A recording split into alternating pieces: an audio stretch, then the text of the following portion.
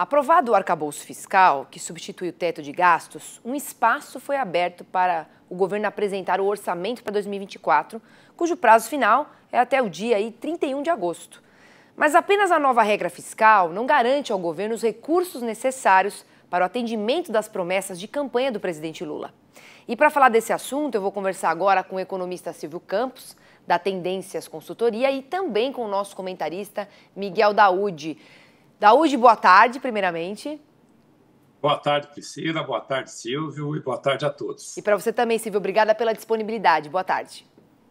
Boa tarde a todos. Prazer falar com vocês. Silvio, nós temos pela frente aprovações necessárias para atender às necessidades e às promessas de campanha, como eu falei aqui anteriormente. Então tem o CARF, a tributação dos jogos eletrônicos, a medida provisória dos fundos financeiros fechados, anunciada ontem, e também o envio de um projeto de lei para a tributação dos fundos offshore no exterior. Minha pergunta é a seguinte: caso as medidas não sejam aprovadas, essa meta de tirar as contas do vermelho e zerar o déficit primário é viável? Bem, eu diria que mesmo aprovando essas medidas, essa meta de zerar o déficit, ela é bastante desafiadora, né?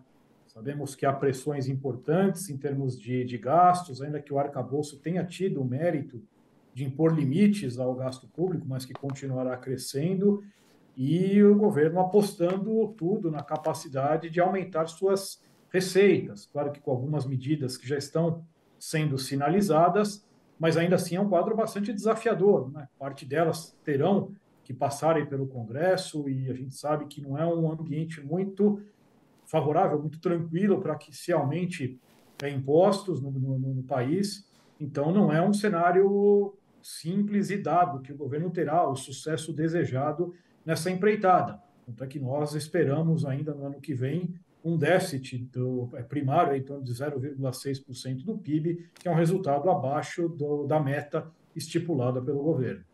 Daúde, você concorda com o Silvio, mesmo que essas metas aí, essas medidas, na verdade, sejam aprovadas, ainda assim é difícil? Não tenha dúvida, Priscila. Hoje, as despesas do governo elas são muito altas, né? E a arrecadação tem que continuar correndo atrás. É evidente que o ideal seria que houvesse cortes de gastos, mas isso não passa, em hipótese alguma, na possibilidade do governo. Inclusive, agora há pouco, hoje de manhã, o presidente Lula disse que vai aumentar mais um ministério para a composição da sua gestão e acordo com o Centrão no Congresso, para que ele tenha tranquilidade de governar. Priscila, eu só queria fazer uma pergunta para o Silvio. Fique à vontade. Fique à vontade. Que você vai fazer, mas a respeito da reforma tributária, que tem aí várias hipóteses. Se o Silvio tem aí uma opinião a respeito da aprovação ainda este ano da reforma tributária. Então, Daúde, nós temos primeiro uma visão positiva em torno da reforma, né? Sabemos que há algumas questões ainda em aberto, a alíquota do IVA que ainda precisa ser definida e tem de ser uma alíquota elevada para padrões internacionais, mas ainda assim nós vemos aí no cômputo geral algo positivo, tendo em vista o que temos hoje, né? Que é um sistema tributário simplesmente caótico, né? Em relação às chances de aprovação, nós acreditamos sim na aprovação ainda neste ano, mas com uma tramitação no Senado que tende aí a gerar talvez um pouco mais de demora do que o governo imagina, né? Foi colocado possivelmente uma votação no início de outubro, eventualmente pode demandar um tempo a mais. Ô Silvio, muito se fala, né, da ampliação dos gastos sociais, né? E a gente precisa ressaltar que isso, né, por exemplo, Bolsa Família, o Fundeb, que é o Fundo de Manutenção e Desenvolvimento da Educação Básica e de Valorização dos Profissionais da Educação, essas coisas estão fora da conta. Então, a gente pode dizer que isso não é isso que onera, na verdade, o problema do orçamento, né? De fato, claro que onera o orçamento, sim, mas pensando na regra, no limite do arcabouço, isso, como você bem lembrou, estaria fora. Agora, tem um ponto importante, não é, que foi restabelecido pelo governo atual, que é a regra de valorização do salário mínimo. Por mais meritório que seja essa intenção, né, essa ideia já colocada, né, novamente em prática, Isso tem um peso muito grande no orçamento e aí afetando, sim, o resultado primário e as metas trazidas pelo arcabouço, tendo em vista que o salário mínimo acaba afetando toda a cadeia do custo da Previdência Social, né? Que é a principal linha de despesa do setor público, né?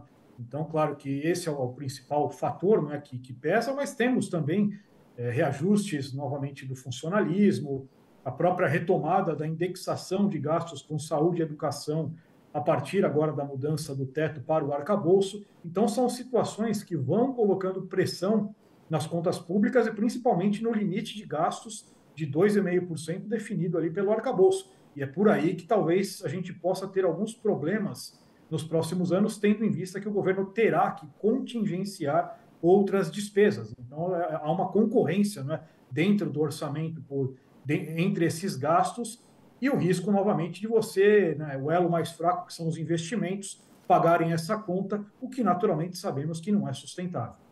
Somando tudo vai ficando cada vez mais caro, a gente tem que levar todas as questões que você está trazendo em consideração. Agora, puxando aqui, Daúde, o assunto um pouco mais para o agronegócio, eu quero saber quais, em relação aos recursos, né, de Plano Safra e Seguro Rural, como é que ficam essas duas questões? Olha, Priscila, eu não vejo nenhum problema com os recursos, né? Porque os recursos subsidiados, eles vêm direto do Tesouro Nacional e não tem nenhum problema de contingenciamento neste caso. Os demais são de juros livres. Eu acho que o grande problema para o produtor rural hoje está aí vinculado na área de recursos às taxas de juros, né? Porque, como o Silvio colocou, até depois, se der tempo, gostaria de ouvi-lo, essa posição que ele tem em relação à necessidade de nós estabelecermos aí uma trajetória saudável para a nossa dívida, se isso vai inibir esses gastos, né? Vão inibir o Banco Central ser mais ágil no corte de juros. Aí, taxa de juros alta, Priscila, você sabe, se acompanha muito bem o produtor rural, ela é um desastre para o produtor, que está com a rentabilidade exprimida e não tem como sobreviver com os financiamentos dessa ordem aí, Priscila. Quer comentar, Silvio, a fala do Daúde? Sem dúvida, sem dúvida, e eu concordo em relação à parte do crédito rural, diria que há, né, sempre uma importância muito grande nessas linhas, né, e a gente sabe do peso político do setor, eu diria que também não tem uma ameaça direta a essa parte, mas tem a questão dos juros, né, e aí efetivamente o processo de queda de juros, ou o tamanho, a magnitude dessa queda, está muito diretamente ligada às sinalizações fiscais que o governo for dando ao longo dos próximos meses, né? É claro que a confiança do Banco Central em posicionar a taxa básica nos níveis mais baixos dependerá dessa capacidade do governo de apresentar os resultados fiscais desejados, né? Isso passa, né, por essa questão de receitas, mas também por um cuidado na questão do gasto, né? Não é fato que o Banco Central tem todo um espaço agora para reduzir a Selic nos próximos meses, o processo inflacionário foi, de certa forma, amenizado, né? Não totalmente vencido, mas já amenizado, a atividade econômica tende a crescer num ritmo menor daqui para frente, então há um bom espaço para queda de juros, ano que vem devemos aí chegar numa Selic já mais próxima a 9, 9,25 no final do ano, mas quedas adicionais dependerão muito dessa situação fiscal e a capacidade do governo em mostrar, né, para a sociedade que tem um efetivo controle da situação da dívida. Mas você acha, Silvio, que uma hora o governo vai ter que escolher entre o controle dos gastos e a credibilidade frente ao mercado? Olha, esse é um dilema importante, né? Porque, na verdade, como o próprio Daúde lembrou há pouco, a pouca disposição desse governo em efetivamente cortar despesas, né? Na verdade, tem uma limitação ao crescimento das despesas e o ajuste sendo feito na base do aumento de receitas, pelo menos com esse objetivo, né? Em parte, o governo deve conseguir obter uma elevação de arrecadação, mas talvez não o suficiente. Então, em algum momento ao longo do ano, essas metas fiscais não ficará claro que elas não serão efetivamente atingidas, e aí caberá ao governo contingenciar recursos, né, e as despesas aí de forma geral, para que essa credibilidade, como você falou, não seja efetivamente perdida. Ou seja, há um risco, sem dúvida nenhuma, na condução desse processo, principalmente ao longo aí já de 2024. Daúde, então a gente tem que encontrar uma solução, né, para suprir o aumento dos gastos, sem aumentar a trajetória dessa dívida, porque, afinal, pelo tudo que a gente está conversando aqui, o arcabouço fiscal, ele tem um piso de gastos, mas o teto ele não tem, e o teto depende justamente da arrecadação. Exatamente, Priscila, bem colocado. É evidente que o governo não tem nenhum projeto para cortar gastos, né? O que a gente está vendo, o Lira, ele tem dito que vai cobrar do governo, né, principalmente na tributação desses fundos offshore, dos fundos aqui fechados, que ele não quer uma taxa tão alta assim, que o mercado não quer, mas quer que o governo dê a contrapartida de cortar gastos, talvez com uma reforma administrativa. Mas, Priscila, eu sei que o nosso tempo é escasso, eu só queria fazer uma pergunta para o Silvio, que o Silvio acompanha o mercado há muito tempo e a gente sabe que o que faz o otimismo presente é a expectativa que o mercado tem da gestão do governo e do governo, porque você não muda a realidade da economia com apertar de botão. O que você muda é a expectativa. Mudando a expectativa, você traz para o presente um cenário mais positivo.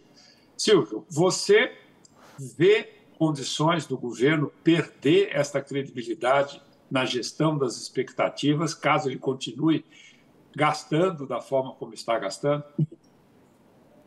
Eu diria, Daúde, que do ponto de vista dos sinais do time econômico, esses sinais têm sido positivos, né? Há claramente um esforço em tentar manter essa credibilidade e mostrar que não é um governo que partirá para uma gastança desenfreada. Inclusive, o arcabouço fiscal tem sim um teto para o gasto que ele pode crescer no máximo a 2,5% ao ano em termos reais. A questão é compatibilizar esses limites e esse discurso com a realidade, com as pressões que são muito grandes, a retomada da política do mínimo, que, de certa forma, oneram muito as contas públicas. Então, o que dá para dizer? Que há, sim, eu confio na disposição das pessoas ali, do ministro Haddad, do secretário Seron, em manter a situação fiscal em ordem, mas há uma dificuldade clara em obter esse resultado, porque, bem ou mal, é um governo que já fez muitas promessas, já partiu para um aumento importante de despesas e que acredita, né, num modelo de crescimento econômico baseado em estímulos fiscais, creditícios e outros. Então, há, de novo, essa dificuldade e aí, pelo caminho, a gente pode ter realmente problemas emergindo. Silvio, eu quero agradecer muito sua participação aqui no Mercado Companhia, desejo uma boa tarde. Daúde também, obrigada por todas as colaborações, para a gente aqui trazer da forma mais clara para o nosso telespectador o que a gente tem que esperar, o que pode esperar e como gerenciar a expectativa, que eu acho que é importante em todos os setores, né? Economia, em tudo que a gente faz. Obrigada aos dois, viu? Obrigado. Obrigado, boa tarde.